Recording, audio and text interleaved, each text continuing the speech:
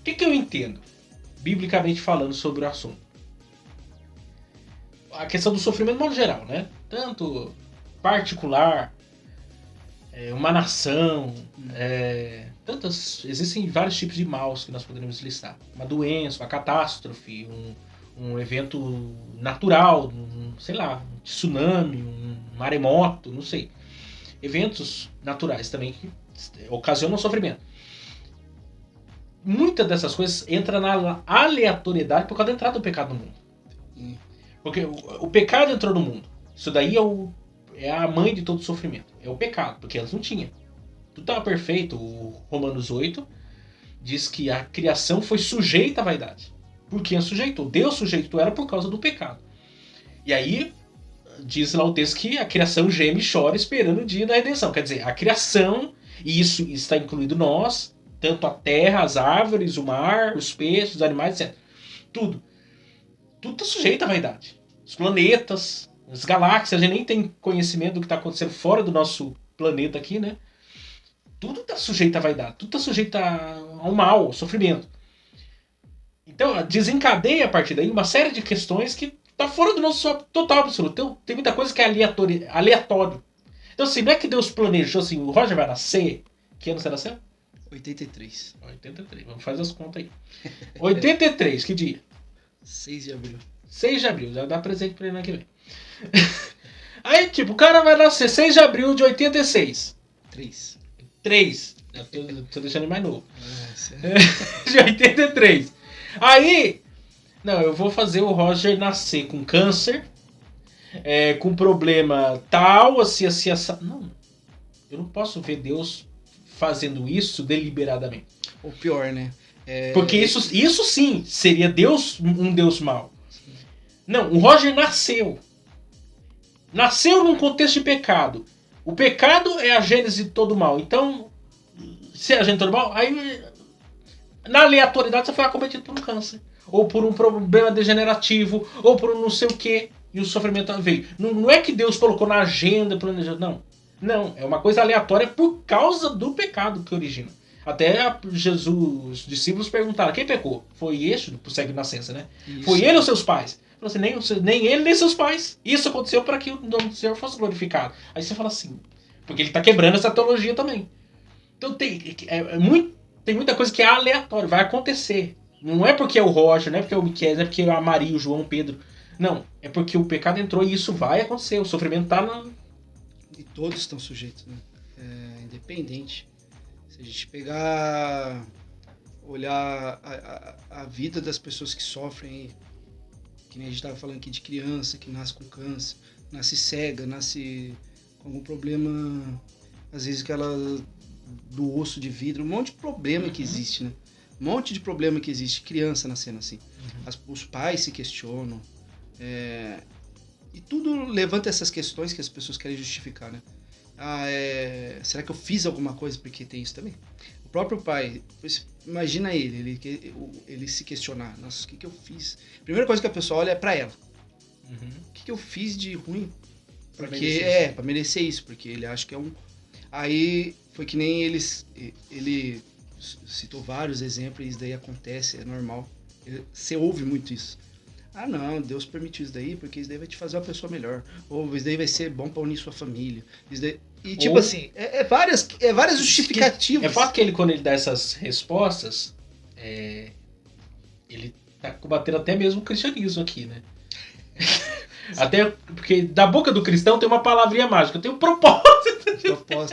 De todo religioso tem essa palavra, tá na ponta da língua. Quando acontece qualquer tipo de sofrimento.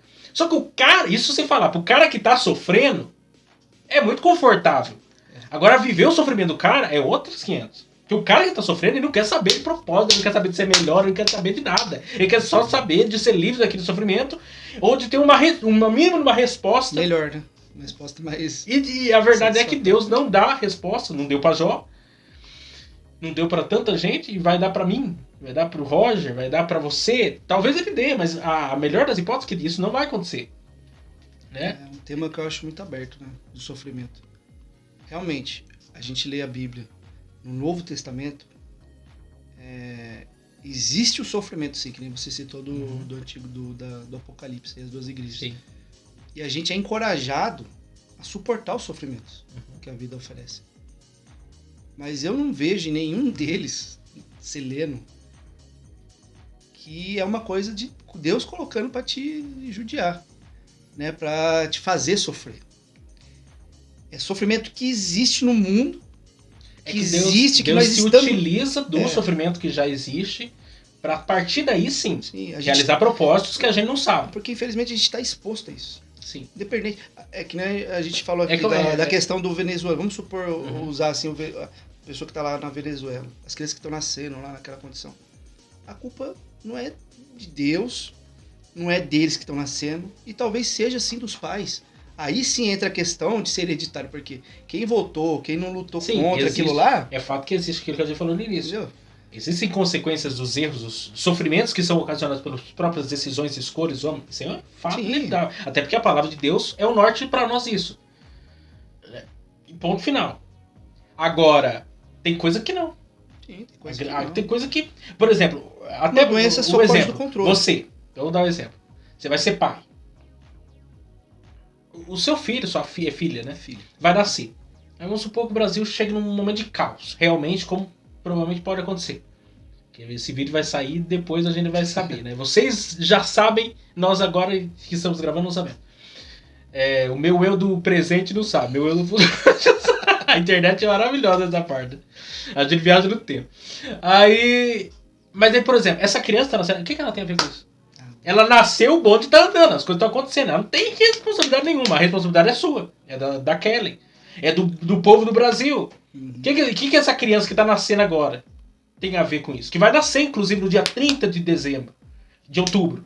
O que essa criança que vai nascer nesse exato dia da eleição tem a ver? Que quando ela tiver 4 anos de idade, vai pra creche lá, vai estar a saída do presidente que for assumir, provavelmente concorrendo à reeleição, ou não, e definindo os mais 4 anos. É o futuro. Às vezes as pessoas não entendem isso, mas o futuro você decide num dia. Já pensou que você decide 4 anos da sua vida num dia? E que você nem sabe como vai ser o futuro, você decide uma pessoa.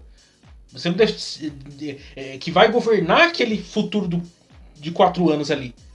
Mas você também nem sabe o que vai acontecer, como aconteceu nos 2018 para 2022. Veio pandemia, veio guerra, aconteceu um apocalipse, um monte de coisa. A gente não sabia.